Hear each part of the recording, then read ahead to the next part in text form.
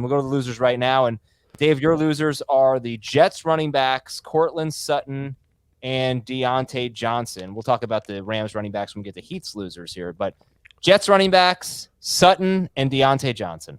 I was so excited to see how this Jets run game would look. And when I say excited, I mean nervously worried about those running backs without Breece Hall there.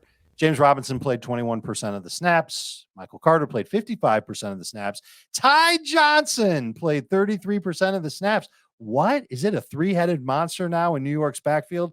And if that's going to be the case from game to game, dude, I don't know if you can trust any of these guys moving forward. The offensive line wasn't good. These running backs weren't very good. They were taking on the Patriots, and that run defense, you knew, I should say, that they were going to bounce back after Chicago. I do not feel good about any of these guys. They've got the Bills next week and then a bye after that. I think in redraft leagues, I wouldn't blame you if you dropped Robinson and Carter, but I wouldn't tell you that you could easily do it and you won't miss them the rest of the year. But I don't know what they're good for other than bench depth at running back. I wonder if their inability to run the ball successfully today is a good thing for Garrett Wilson. Of course it is. Oh, yeah. We finally saw Zach Wilson throw the ball 40-plus times. He hates Elijah Moore's guts with a passion. So I think Elijah Moore hates him too. Yeah, maybe they'll trade him somewhere. Hear his comment after the game. Yeah, it's funny. So maybe there's a bright side. Man, what a day for Tyler Conklin. Yeah, Tyler Conklin. Rick Spielman knew it.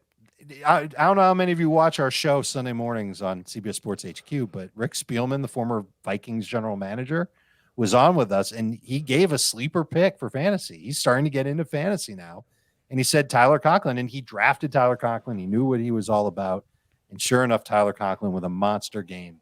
Again, I don't think I'm so excited about Conklin that I'm going to get him and hold on to him for the matchup against Buffalo and then the bye after that. But it was a good game for him. Wilson is still such a work in progress as a quarterback that it's hard to feel much about his game.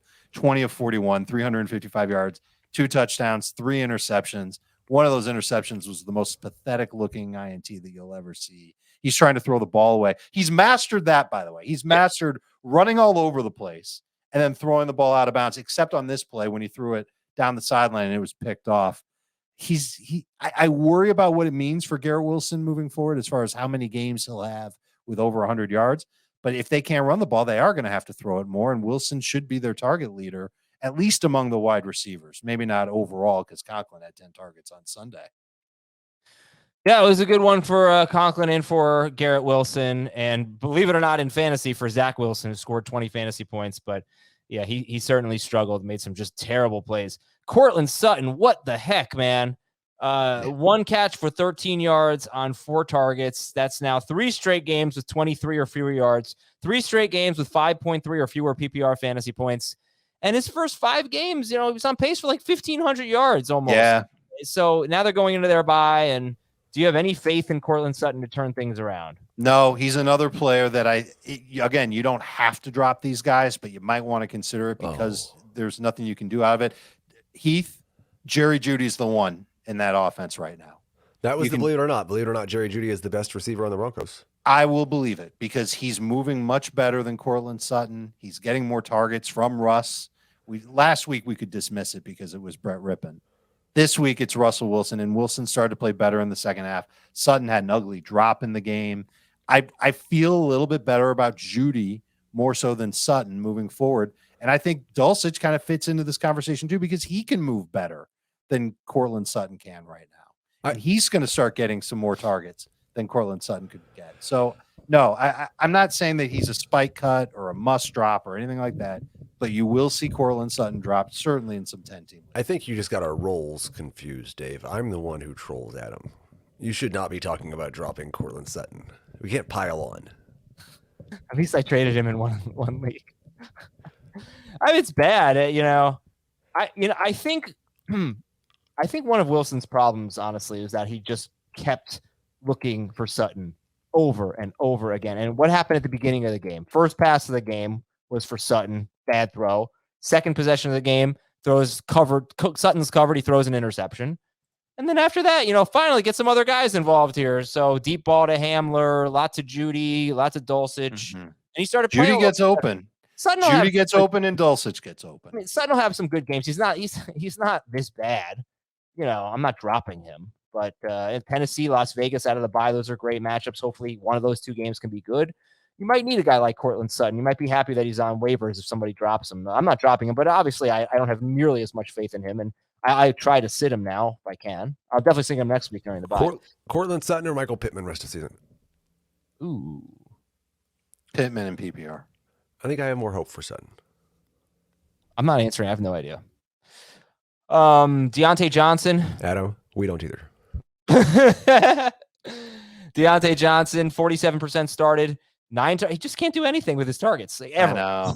It's so frustrating. You drop him going into the bye? You could. He's another one that's on that list. But so here's the thing. You think about why do you have these players on your team? You have Cortland Sutton because you've seen him at least have some big games and get you to 15 plus PPR points with Russell Wilson at quarterback. We haven't seen squat from Deontay Johnson except for one game. And was Pickett even the quarterback for that game? I think it was Trubisky. Or maybe it was the game where they each played a half. I don't remember off the top of my head. I could look it up if you wanted me to. No. Now I kind of want to. No, not interested. He's been crap. He hasn't scored a touchdown. His yards per target is pathetic. He's going to score eventually. His big game was against Cleveland in week 3. 11 targets, 8 catches, 84 yards. We would wish upon our favorite stars or something like that. It was all Trubisky in that game. Do you drop Deontay Johnson? I absolutely would consider it, and I would drop him before Cortland Sutton. I'm not planning on dropping either one of them. We can just hang on to these guys and enjoy the memories. You might need them. That's the thing. You get injuries. Yeah, there's no wide receivers that. Well, I don't.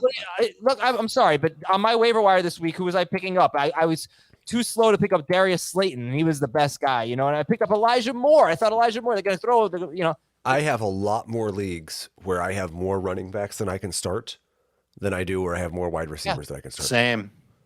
So there is a wide receiver problem. I would just say I don't know that the outlook is any more bleak currently for Cortland Sutton or Deontay Johnson than it was just 2 short weeks ago for DJ Moore.